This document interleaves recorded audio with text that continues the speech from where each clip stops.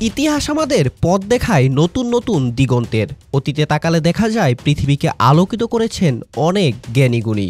বিশ্বজুড়ে ঘটেছে গুরুত্বপূর্ণ অনেক ঘটনা, ঠিক যেমন রবার্ট ব্রুসের যুদ্ধে যাওয়ার গল্পটা। পরপর 6 দফা পরাজয়ের হতাশা কাটিয়ে তিনি ইংরেজ বাহিনীর বিরুদ্ধে লড়ে জন্মভূমি স্কটল্যান্ডকে মুক্ত করেছিলেন। একটি মাকড়সার অধ্যবসায় দেখে তিনি নাকি সেখান থেকে প্রেরণা জুগিয়েছিলেন। তবে দমে যাননি, মনোবল ছিল একদিন না একদিন তিনি জিতবেনই। হ্যারি কেনের ঘটনাও যেন ঠিক অনেকটা সেই রকম। টানা 6 ফাইনালে হার, তবু তিনি দমে যাননি। বিশ্বকাপের মঞ্চে 2 সেমিফাইনাল থেকে বিদায়, পেনাল্টি মিস, তারপরও হ্যারি কেন লোকটা লড়ে গিয়েছেন। অনেকে তো মজা করে এও বলে ফেলতেন হ্যারি কেন লোকটাই নাকি একটা অভিশাপ।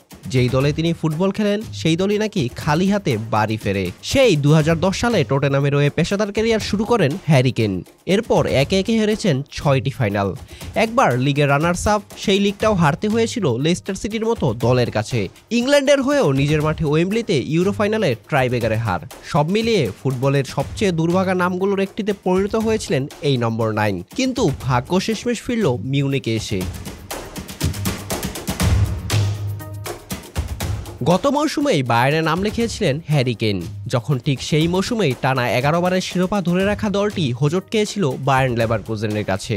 কতজন কত কুৎসা ঢোটালো যে হ্যারি কেন আসায় নাকি অভিশাপ লেগেছে বায়ার্নের গায়ে। অথচ সেই হ্যারি কেনই এবার হতাশা জয় করে বায়ার্নকে সামনে থেকে লিড করে পূর্ণতা দিল। হ্যারি কেন বুন্দেসলিগায় এসে প্রথম ম্যাচ শুরু করেছিলেন হতাশায়। ডিএফবিএল সুপার কাপে লেইপজিগের কাছে হার। সেই ম্যাচেই তৈরি হয়েছিল কেইন অভিশাপ ন্যারেটিভ। আজ 2025-এ এসে সেটার দায়মোচন করলেন হ্যারি কেন।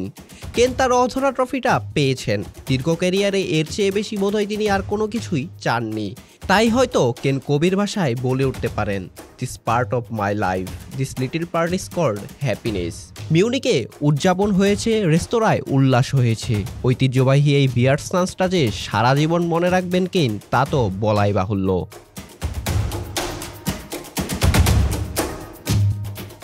অঙ্কুর গোমেজ, বিডি আর্কাইভ স্পোর্টস।